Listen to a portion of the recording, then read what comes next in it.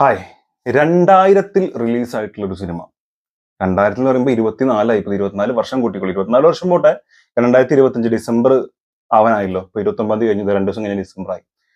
So അങ്ങനെ 25 വർഷങ്ങൾ തന്നെ എടുത്തിട്ടുള്ള ഒരു സിനിമ വീണ്ടും റിലീസ് ആയിട്ട് തിയേറ്ററിൽ വരുമ്പോൾ അത് കാണാൻ പോകാനുള്ള കാരണം നിങ്ങൾക്ക് അറിയാലോ. കാരണം മമ്മൂക്കയുടെ ഒരു സിനിമ റിലീസ് ചെയ്യുന്നുണ്ടെങ്കിൽ അത് വലിയേട്ടിൽ ഉണ്ടായിരിക്കണം എന്ന് വളരെയധികം ആഗ്രഹിക്കുന്ന ഒരാളിൽപ്പെട്ട ആളാണ് ഞാൻ. അതുപോലെ കൗരവർ പോലെയുള്ള സിനിമകൾ ഇപ്പൊ പാലരുമണിക്കൊക്കെ ഇറങ്ങി, ഞാനത് കാണാൻ പോയിട്ടില്ല, എനിക്കത് കാണാൻ തോന്നിയിട്ടില്ല. പക്ഷെ ഈ വല്യേട്ടൻ കൗരവർ പോലുള്ള സിനിമകളൊക്കെ എത്ര കണ്ടാലും മടുക്കാത്തൊരു സിനിമയാണ്. ഈ പറഞ്ഞ കൈരളി ടി വി തന്നെ 1600-ൽ അധികം കണ്ട് പ്രാവശ്യം ഇത് പ്രദർശിപ്പിച്ചിട്ടുണ്ട്. അതിന്റെ കേരള പല പ്രശ്നം 1800 1900 എന്നൊക്കെ ഒരു കണക്ക് പറഞ്ഞതിന് അവർ കേസ് കൊടുക്കും, അല്ലെങ്കിൽ അതിനെതിരെയുള്ള അവരുടെ ഒരു എന്താ പറയാ എതിർപ്പൊക്കെ അവർ പ്രകടിപ്പിച്ചിട്ടുണ്ടായിരുന്നു. അത്തരത്തിൽ നമ്മളൊക്കെ കണ്ട് കണ്ട് കണ്ട് കണ്ട് തഴമ്പിച്ചിട്ടുള്ള, അല്ലെങ്കിൽ ഒരുപാട് അതിലെ ഓരോ ഡയലോഗും നമുക്ക് കാണാപാഠമായിട്ടുള്ള ഒരു സിനിമ. ഇട്ടിക്കണ്ടപ്പ എന്ന് വിളിക്കുന്ന പേരിനൊരു ഇഷ്ടം തോന്നിയിട്ടുള്ള സിനിമ തുടങ്ങിയിട്ടുള്ള ഒരുപാട് പ്രത്യേകത സിനിമയ്ക്കുണ്ട്.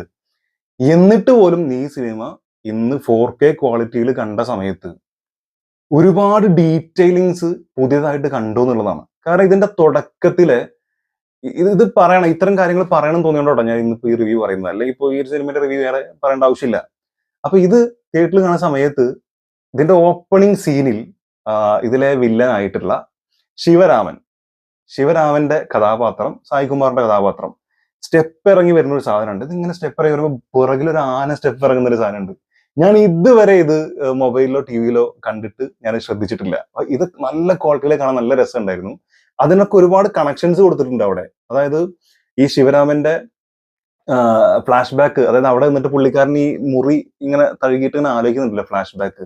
കുറെ കുട്ടികൾ അവിടെ കളറിപ്പയറ്റ് ചെയ്യുന്ന സമയത്ത് ഈ ശിവരാമന്റെ ചെറുപ്പത്തിലെ കഥാപാത്രവും മാധവനോടെ ചെറുപ്പത്തിലെ കഥാപാത്രം കൂടി ഈ കളറിപ്പയറ്റിന്റെ സമയത്ത് എന്ന കൂലുമായിട്ടുള്ള ആ സംഭവം ഉണ്ടല്ലോ, ആ ഫൈറ്റ് നടക്കുന്ന സമയത്തുള്ള കുറച്ച് സംഭവങ്ങൾ, അതുപോലെ ആനയായിട്ട് വന്നിട്ട് ഇവരെ പേടിപ്പിക്കുന്ന സമയത്ത് ഈ കല്ലുകൊണ്ട് എറിയുന്നുണ്ടല്ലോ മാധവനുണ്ണി ശിവരാമനെ, അങ്ങനെയാണ് ഇവിടെ പാടുണ്ടാവുന്നത്. അത് കഴിഞ്ഞാൽ കുട്ടി ഇതേ അമ്പലത്തിലെ സ്റ്റെപ്പുകൾ പടി കയറി തിരിഞ്ഞു ഓടുന്ന ഒരു സീനുണ്ട്. ആ സീന് അതുപോലെ, അതായത് ഫ്ലാഷ് ബാക്ക് കഴിഞ്ഞ് തിരിഞ്ഞ് പ്രസന്റിലേക്ക് വരുന്ന സമയത്ത് ഇദ്ദേഹത്തിന്റെ കഥാപാത്രം സായികുമാർ അവിടെ നിൽക്കുന്ന സമയത്ത് തന്നെ ആ ചെറുപ്പക്കാരൻ ഇങ്ങനെ തിരിച്ചു ഓടുന്ന സാധനം അവിടെ ബാക്ക്ഗ്രൗണ്ടിൽ കാണിക്കുന്നുണ്ട്. അതൊക്കെ ഡയറക്ടർ ബ്രില്യൻസ് ആണ്. ഡയറക്ടർ ബ്രില്യൻസ് മാത്രമല്ല, ഇപ്പൊ എഴുത്തിൽ തന്നെ രഞ്ജിത്ത് അത് മനോഹരമായിട്ട് ചെയ്യും. ഇപ്പൊ രഞ്ജിത്തിന്റെ സ്ക്രിപ്റ്റ് 2-3 ഇപ്പൊ നന്ദനം, അതുപോലെ 6-ാം തമ്പുരാൻ, അതിന്റെ സ്ക്രിപ്റ്റ് എൻ്റെ ഉണ്ട്. ആ ബുക്ക് അവർ ബുക്ക് ആക്കിയിട്ട് ഇറക്കിയിട്ടുണ്ടല്ലോ. അപ്പൊ അതിൽ തന്നെ ഇങ്ങനെ ഡീറ്റെയിൽ നമുക്ക് അറിയാം വായിക്കുമ്പോൾ. അത് സിനിമ കാണുന്ന പോലെ തന്നെ അതിന്റെ സ്ക്രിപ്റ്റ് നമുക്ക് വായിക്കുമ്പോൾ ഫീൽ ചെയ്യും. അപ്പൊ അത്തരത്തിലുള്ള ഒരാളാണ്. പക്ഷെ അതൊന്നും നമ്മൾ മൊബൈലിലോ ടിവിയിലോ കണ്ട സമയത്ത് ശ്രദ്ധിച്ചിട്ടില്ല എന്നുള്ളതാണ്.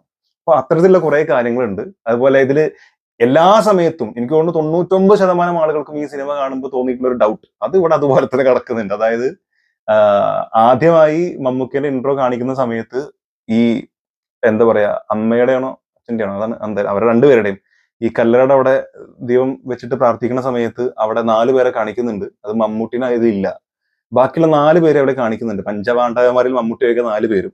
പക്ഷെ ആ തോക്കുമായിട്ട് വില്ലൻ വന്ന് വെടിവെക്കുന്ന സമയത്ത് മമ്മൂക്ക് അവിടെ നിന്ന് എണീക്കും. മമ്മൂക്ക് അവിടെ കുട്ടി മുളച്ചു വന്നു എന്നുള്ളതിന് ഇപ്പോഴും ആൻസർ ഇല്ല. അത് അന്നത്തെ കാലത്ത് അത് വലിയ പ്രശ്നമായിട്ടൊന്നും കണ്ടിട്ടുണ്ടാവില്ല. പക്ഷെ ഇന്ന് നമുക്ക് കാണുമ്പോൾ അതിന്റെ ഒരു ഡൗട്ട് സ്വാഭാവികമായിട്ടും സിനിമ കാണുന്ന ആളുകൾക്ക് ഉണ്ടായിട്ടുണ്ടാവാം. അത് അതുപോലെ തന്നെ അവിടെ നിലനിർത്തിയിട്ടുണ്ട്. ബാക്കിയൊക്കെ ഹെവി സംഭവം. അത് എടുത്തു പറയേണ്ടത് മമ്മൂക്ക എന്ന് പറഞ്ഞ മനുഷ്യന്റെ സ്ക്രീൻ പ്രസൻസ് ആണ്. എന്ത് രസമായിട്ടാണ് അറിയോ, ഒരു പ്രൗഡി എന്ന് പറയില്ല നമ്മൾ, അല്ലെങ്കിൽ ഒരു ഒരു എന്തത് പറയും, ഒരു സിംഹഭാവം അത് മുഖത്തിങ്ങനെ ഫുൾ ടൈം. പ്രത്യേകിച്ച് ഈ സിനിമയുടെ ക്ലോസപ്പ് കുറെ ഇപ്പോ ആ പാട്ടുണ്ടല്ലോ, നിറനാഴി പൊന്നും എന്ന് പറഞ്ഞിട്ടുള്ള പാട്ട്, ആ പാട്ടിന്റെ ഇടയിലൊക്കെ ജസ്റ്റ് ഇങ്ങനെ ടൺ ടൺ ടൺ, അതിപ്പോ ഏതാ പറയാ, ആ സ്പീഡിൽ ഈ സാധനത്തൊക്കെ ക്ലോസ് വെച്ചിട്ടുണ്ടാവും മമ്മൂക്കേന്റെ. ആ ക്ലോസിലൊക്കെ കണ്ണ്, അതിന്റെ ഒരു തീഷ്ണത, അതുപോലെ ആ വരാന്തരയിലെ കോലായിൽ ഇരിക്കുന്ന സമയത്ത് ഇങ്ങനെ തിരിഞ്ഞു നോക്കുമ്പോൾ ആ നോട്ടം, അതൊക്കെ ഭയങ്കര സംഭവം. ഡയലോഗ് ഡെലിവറീസ് അങ്ങനെ ഭയങ്കര ഒരു ഫീല്. ഞാൻ വീണ്ടും പറഞ്ഞു, 25 വർഷമായി പടം ഇറങ്ങിയിട്ട്. ഈ 25 വർഷത്തിനിടയിൽ എത്ര പ്രാവശ്യം കണ്ടു നമുക്ക് തന്നെ അറിയില്ല. പല വട്ടം ഫുള്ളായിട്ട് ഒരു പക്ഷേ ഇരുന്ന് കണ്ടിട്ടുണ്ടായില്ല, 2-3 പ്രാവശ്യം കണ്ടിട്ടുണ്ടാവുള്ളൂ. പക്ഷെ പല സീൻസായി ഓർഡർ ചെയ്ത് വെച്ച് കഴിഞ്ഞാൽ ഒരു പക്ഷെ 20-ലധികം പ്രാവശ്യമെങ്കിലും കണ്ടിട്ടുണ്ടാവാൻ സാധ്യതയുള്ള ഒരു സിനിമയാണ് ഈ വല്യേട്ടൻ എന്ന് പറയുന്നത്. അറക്കൽ മാധവനുണ്ണി, ആ കഥാപാത്രത്തിന്റെ ഒരു പവർ ഇന്നും നമുക്ക് ഒരു പക്ഷേ നമ്മൾ മൊബൈലിലോ ടിവിയിലോ കണ്ടതിനേക്കാൾ കൂടുതൽ ഒരു 2 ഇരട്ടി കൂടുതൽ ഇഫക്റ്റോട് കൂടി കാണാൻ ആ സിനിമയ്ക്ക് സാധിക്കുന്നുണ്ട്. വളരെ കുറച്ച് ആളുകളുള്ളായിരുന്നു. ഒരു പക്ഷേ ഫസ്റ്റ് ഷോ സെക്കൻഡ് ഷോ ഒക്കെ തുടങ്ങുന്നത് കുറച്ചുകൂടി ആളുകൾ ഉണ്ടാകുമായിരിക്കാം. ഭയങ്കര രസമായിരുന്നു. നല്ല എക്സ്പീരിയൻസ് ആയിരുന്നു. അതിലെ പാട്ടും അത് ഈ തിയേറ്ററിൽ നിന്ന് കാണുന്നതിന്റെ ഒരു ഫീലും എനിക്കല്ല പുതിയൊരു സിനിമ കാണുന്ന ഒരു ഫീൽ കുറേ സ്ഥലങ്ങളിൽ കൊണ്ടുവച്ചിട്ടുണ്ട്.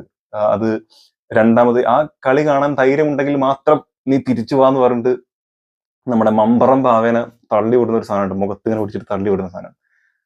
അത് ഇന്റർവെല്ലിന്റെ ആ ഒരു പഞ്ച് എന്തായിരുന്നു ഇത്? അതേമാതിരി ക്ലൈമാക്സിൽ ഒരു സംഭവം ഉണ്ടല്ലോ, ഇത് ഞാൻ നെഞ്ചിൽ കൈവച്ച് ചെയ്യുന്ന സത്യം എന്ന് പറയുന്ന വില്ലനോട് ലാസ്റ്റ് ആ ഡയലോഗ് പറഞ്ഞുള്ള പോക്ക് ഭയങ്കര ഭയങ്കര ഫീൽ. അപ്പോ ആരെങ്കിലും കാണാൻ ആഗ്രഹിക്കുന്നുണ്ടെങ്കിൽ പോയി കാണുക. കാരണം ഞാൻ പറയണത് ഈ പറഞ്ഞ പോലെ നിങ്ങൾ കണ്ട് കാണാപ്പാടമായ സിനിമയാണെങ്കിൽ പോലും ഇതിൽ ഒരുപാട് ഡീറ്റെയിലിങ്സും അതുപോലെ ഭയങ്കര ക്ലാരിറ്റി. നമ്മളിങ്ങനെ തോന്നുന്നു 4Kയിലൊക്കെ ഇത് വീണ്ടും ഇവരിങ്ങനെ തരിക എന്ന് പറയുമ്പോൾ എന്തൊരു ക്ലാരിറ്റിയാണ്, ഇത് എങ്ങനെ ഇങ്ങനെ ചെയ്യണമെന്ന് അത്ഭുതം തോന്നിപ്പോകുന്ന രീതിയിലുള്ള ക്ലാരിറ്റി സിനിമയിൽ കൊടുത്തിട്ടുണ്ട്. ആ ഏട്ടന്മാരും ഇവരുടെ ബന്ധവും ആ കാലത്തെ കഥ പറച്ചിലിന്റെ രീതിയും വീണ്ടും നമ്മൾ അവിടെ കഥ പറച്ചിലിന്റെ രീതി പറയുമ്പോൾ എസ്പെഷ്യലി എടുത്ത് പറയേണ്ട സാധനമാണ് ബാക്ക്ഗ്രൗണ്ട് മ്യൂസിക്. ബാക്ക്ഗ്രൗണ്ട് മ്യൂസിക് കൂടുതൽ സ്ഥലങ്ങളിൽ ഫ്ലൂട്ട് ഉപയോഗിച്ചിട്ടുണ്ട്. ആ ഫ്ലൂട്ടൊക്കെ ഉപയോഗിച്ച് അത് ടെൻഷൻ ഉണ്ടാകുന്ന സമയങ്ങളിൽ അതായത് നമ്മുടെ കലാഭമണി അയ്യോ എടുത്ത് പറയണം കേട്ടോ, കലാഭമണിന്റെ ക്യാരക്ടറിന്റെ ഒക്കെ ഒരു രസം, നീ പോ മോനെ ദാസ എന്നൊക്കെ പറയുന്ന സാധനങ്ങള്, ഇത് സ്ഥലം വേറെ എന്ന് പറയുന്ന സാധനങ്ങള്, അതുപോലെ കലാമണി ജയിലിൽ രണ്ടാമത് ഇറങ്ങിയിട്ട് നിൽക്കുന്ന സമയത്തുള്ള ഒരു സാധനം ഉണ്ടല്ലോ, അവിടെ ടെൻഷൻ ക്രിയേറ്റ് ചെയ്തിട്ടുണ്ട്. അതായത് വലിയേട്ടൻ അവിടെ നിൽക്കുന്ന വിചാരിച്ചിട്ട് സുധീഷിന്റെയും നമ്മുടെ സിദ്ദീഖിന്റെയും കഥാപാത്രം അങ്ങോട്ട് പോകുന്ന സമയത്തുള്ള ആ മ്യൂസിക്, അവർ തെരഞ്ഞു വരുമ്പോൾ ഫ്ലൂട്ട് കൊണ്ടുള്ള ഒരു ടെൻഷൻ ക്രിയേറ്റ് ചെയ്യുന്ന BGM, അതുപോലെ കഥ പറയുന്ന സമയത്ത് അത് എനിക്ക് എപ്പോഴും അത് മൊബൈലിൽ കാണുമ്പോൾ എപ്പോഴും ചിന്തിക്കുന്ന കാര്യമാണ്.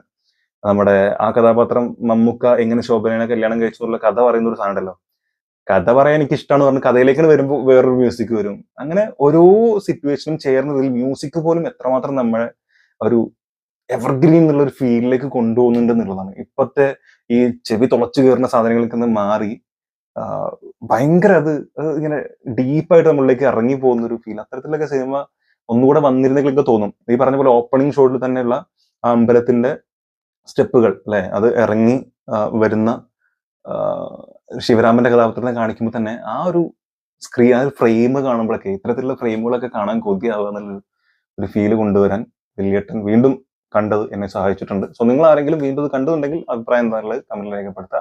ആരെങ്കിലും കാണാൻ ആഗ്രഹിക്കുന്നുണ്ടെങ്കിൽ നല്ല രസമായിട്ട് നമുക്ക് പോയിരുന്ന് ഒട്ടും ബോറടിക്കാതെ നിങ്ങൾ ഇനി ഒരു 10-50 വട്ടം കണ്ടിട്ടുണ്ടെങ്കിലും ശരി, ഉറപ്പാണ് നിങ്ങൾക്ക് ഒരു പുതിയ എക്സ്പീരിയൻസ് തിയേറ്ററിൽ കാണുമ്പോൾ കിട്ടുന്നുണ്ട്.